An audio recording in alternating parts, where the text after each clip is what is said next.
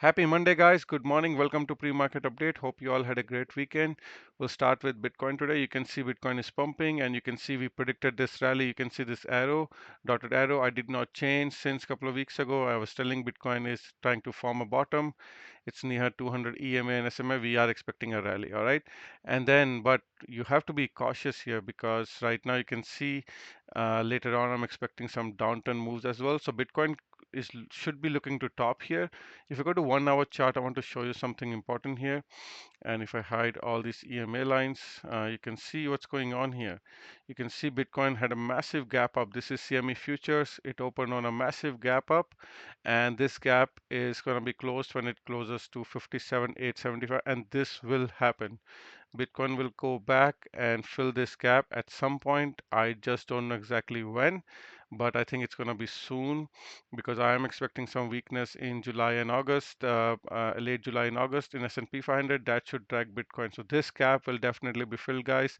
If you're in profit, if you took my advice and bought Bitcoin on this rally, look to take profits. Okay, it's also in front of some major resistance around these red and yellow EMA lines. Also, you can see Ethereum, same thing here, massive gap up. This gap is going to be filled at when Ethereum comes around 31.29. It's around now 33.60. So just be careful, guys. And all these other green lines are also gaps to fill. So uh, yeah, so looking for a topping process. One good thing, a green line is about to cross red line here. If you're a bull, that's exactly what you want to see. But that gap is bothering me a lot, right? A gap of this big nature usually gets filled sooner than later. And on the live market, same thing here, same scenario, bouncing went slightly below 200 EMA SMA and now trying to close above that and in front of resistance. So if it gets rejected here, then you know we're looking for lower prices in around mid 40s. That's what I'm looking for. You can see here, next target is now there's a gap fill to happen around 57,880. The next target is 48,160 and then around 40K. All right, that's it for Bitcoin. Let's move to our traditional market, SPX. You can see here, I want to go to weekly chart. So just wanted to go with high level. And this is what I'm expecting. I'm looking for a decline, a little decline here. Now, I don't expect a major decline. I know SPX is at new all-time highs and looking for some major, some little decline and then a pump again. Okay, so this decline will take us into August and then a rally until November, and then a major decline. Maybe that's where we have a new president, and then that's where we get major dump in stock market. So just want to show you on a weekly chart. That's what I'm expecting on a daily chart. Focus on this yellow cycle. All right. So yellow cycle rising phase. This rising phase means we are still not going to have a massive dump. So we are still looking for flag or little higher prices until this was going to end 23rd of July, and then we're going to look for a decline, but this cycle can be off a couple of days here and there, so just be careful. We are looking for a topping process to form and then a major decline. I won't say major decline, then a decline to buy, and then the real decline will happen later on, so just keep that in mind. And now let's do side by side comparison. We're going to keep S&P 500 daily chart on the right side and day trading chart on the left side. And if you guys want to know about these levels, left side is red lines are for the short sign or to sell it, and green lines are to buy it. Price always goes between green and red, so we buy on green and we sell on red. All right, and I send screenshot of these levels to my subscriber every hour in a members only group. You can click on the join description in the video and join, and let me know your user ID. Very important. If you join, let me know your user ID, comment below description of this video, and I will add you to the members only Discord group. All right, so we're in the sell zone, nothing else here. We're pumping pre-market in the sell zone, price above all moving averages. This is where you should be looking to take profit. Nothing interesting here. SPY is up 0.3% pre-market. Looks like it's going to be a market open will be a gap up. Probably they're going to try to fill that gap, and then they'll decide if you want to pump or not later on. Nasdaq 100.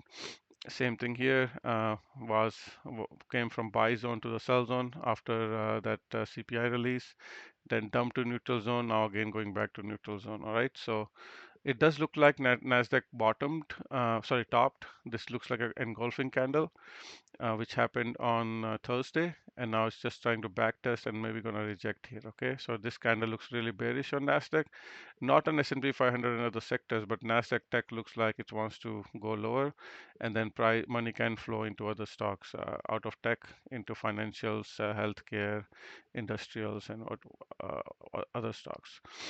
Dow Jones US 30 in the sell zone, very bullish. Looks like money is flowing here and already made a new high. So there you go. I was trying to tell you that this is looking to like looks like it wants to make a new high, high lows, higher high, and Dow Jones is already now looks like it wants to start its own bull market, and money is going to rotate. And same thing with Russell. It's been compressed for so long, and now finally it's not even made a previous high yet. So still ways to go. So looks like it's getting ready for a major pump. And again, in the sell zone, not interested. I'm looking for some cool down. If you look at IWM ETF, gap here, green lines. So I'm not going to be buying with massive gaps because I know at some point they're going to come and try to fill these gaps, even if it is a major indices. But some point they will come and fill this gap. So I know this will be filled. So just be careful, guys. They won't even tell you when this whole thing's going to be filled.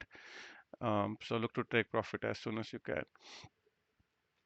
All right, what else is it? Hang Seng Index, China. China is, let's look at the zones. In the buy zone, they had some GDP numbers. Economy is not doing that great. Now got rejected from this red line, 50 EMA, 50 SMA, sorry, and now going lower. Now there's a gap here around 69.35. That's the only thing which is bothering me. But overall, looks like breakout coming for a back test. If it holds here, then it's all good. But if it rejects, then it's really bad. And then this gap is here, is what I think it's going to go. But short term for today, I think it's going towards buy zone. So bulls will start to buy this dip. Look at other commodities, gold in the sell zone, higher lows. So reversal in trend. Nothing else changed. Silver is little weak. Again, just cooling down a bit. Again, maybe a high low before we pump in the buy zone coming short term. Copper is again coming towards the buy zone. So copper is could be another good buy. It looks like with a top, this high is higher than this high, so looks like it could bottom here and then bounce. Crude oil is just cooling down in the buy zone. So again, oh, this looks like a head and shoulder, so that's not good. Left shoulder, head and right shoulder. If it breaks, it's gonna go lower. But let's see, as long as it holds this support here where it is right now, and on this yellow line, which is 50 EMA, then it's all good. But also short term, it's in the buy zone. Natural gas is down, and it's in the buy zone short term with a massive gap down. So this gap is going to be filled at some point, 2.13. I have to fix that gap. But it looks like it wants to go to this next target, 1.95, where there was a gap up. So it looks like it wants to fill that gap. And then last gap is 1.6968, but I don't know if it's going to fill that way. But if it for some reason comes here, then it's going to be a really good buy. Palladium. Palladium is also going towards buy zone. Soybeans, just straight capitulation on soybeans in the buy zone. Unbelievable. Just keep going straight. I don't know where the bottom would be. So it's very important to wait for it to close above this white line, which is 20 moving average. So let's see when it ends. And this looks like a straight down, very, very bad for the bulls. Sugar is also in the buy zone. Looks like a higher low before it can go higher. Wheat, wheat is also in the buy zone. Same thing. All these grains, wheat, corn, soybeans is really looking bad. But wheat is towards previous lows of the year. So this is where it bounced last time. Let's see if it can hold here. But really bad scene. I don't know why they're capitulating.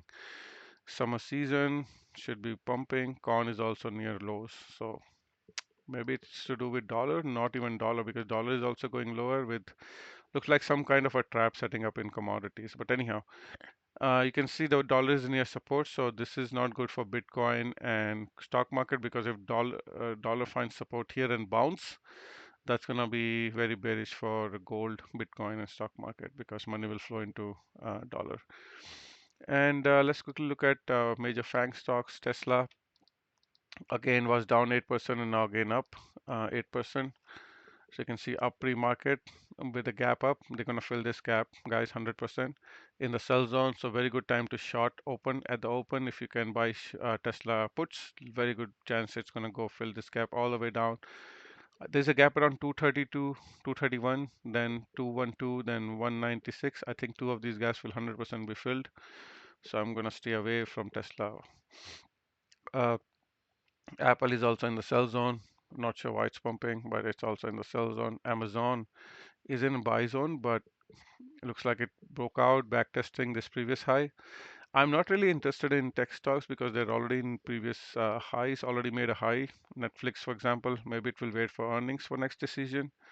Earnings could be bullish or bearish. Right now on the support, 250 EMA and SMA, it could bounce from here because it's in the buy zone. Meta, uh, Meta is also in the buy zone, and you can see also near some support. Looks like all these stocks will dump after earnings. Looks like end of July, all these are announcing major earnings. That's where I think decline will happen because earnings will be done. 23 of July, Google near buy zone, but looks like all these stocks are waiting for earnings for now. Snowflakes is bouncing from the buy zone. NVDA in the neutral zone of pre-market. AVGO is also in the neutral zone. AMD is also in the neutral zone. And let's just quickly look at Shopify maybe. Shopify, here you go, is also, well, it's coming near buy zone, but maybe it's also waiting for earnings. We'll see how it goes. Guys, if there are any other stocks, let me know. Put a comment in the video if you want me to review anything else. I'll review it tomorrow. And VIX is in the demand zone, consolidation, and then getting ready for a massive bounce. Still below 13, still can bounce heavily. All right, guys, hit the like button on your way out, and I will see you later. Bye.